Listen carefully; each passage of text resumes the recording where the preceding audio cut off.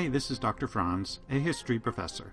I want to invite you to join me on a 100-year anniversary retelling of the tragic story of the RMS Lusitania.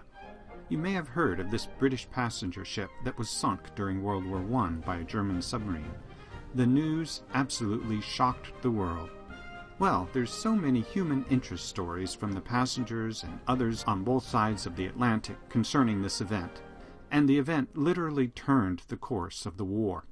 So if you enjoy a good history story with lots of human personalities involved and decision-making that had far-reaching results, please jump aboard as I introduce the Lusitania and then tell her story before the war and during the war, where she met her tragic end, along with almost 1,200 people.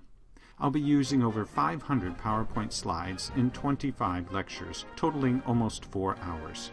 Okay, thanks very much.